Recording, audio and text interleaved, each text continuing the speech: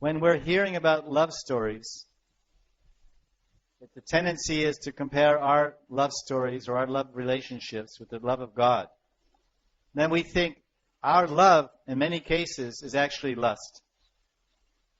So what is the difference between gopis loving Krishna, the Braja gopis, the Chinmoy, they have Chinmoy dehas, spirits, their bodies are made of Satchidananda, eternal bliss and knowledge. What knowledge? The knowledge of prema.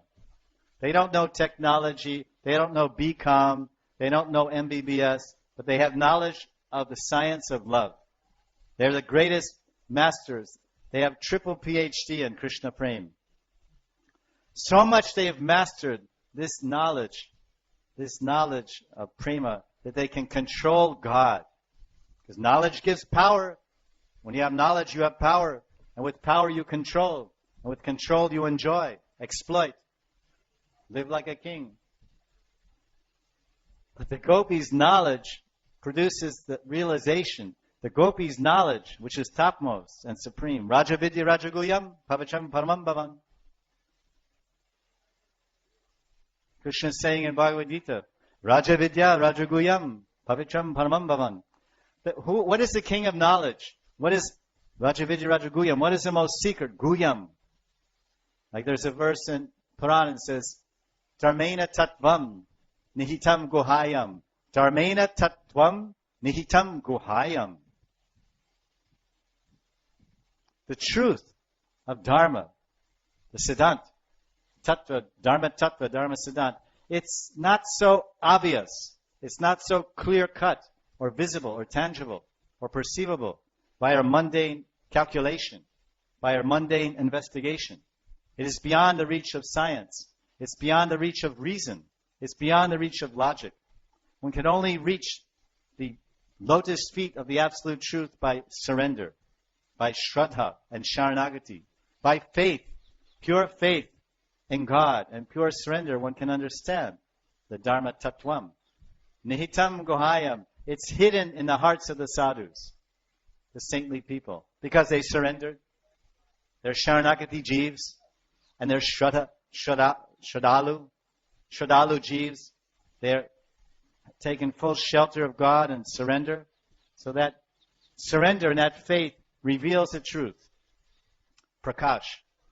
The gopis are completely free from lust. Their love is not lust-based. Their love with Krishna is based on service, not on exploitation.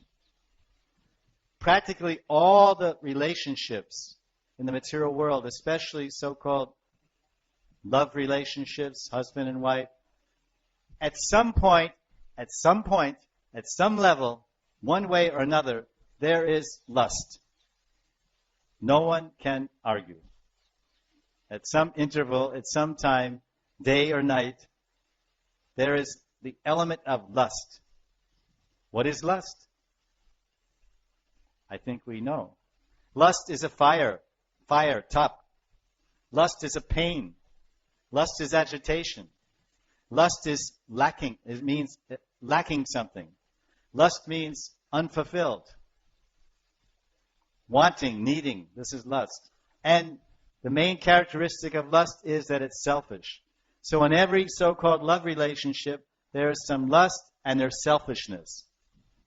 What do I get out of this love relationship? If I give my life to you, what do I get? You scratch my back, and I scratch your back. If you stop scratching my back, then I say, bye-bye. Divorce. Modern style. Irreligious style. So the gopis' love is not selfish, because the point I'm making is every material love relationship, there's some lust at some point in the relationship, and the overall exchange of some selfishness. If you honestly can analyze love relationships. Now we contrast that with the Braja Gopis. They're divine lovers. They're the lovers of God. And there's not a trace of lust. There's not one drop of lust in the relationship. Why? They are lust-free. To the ordinary person, the gopis' exchanges with Krishna, the rasa dance under the full moon night, this is, wow! This is a great place to enjoy, to express all your lust. One handsome, daring, charming, robust, beautiful, powerful, enticing, enchanting man, Purusha, Krishna, Sham Sundar.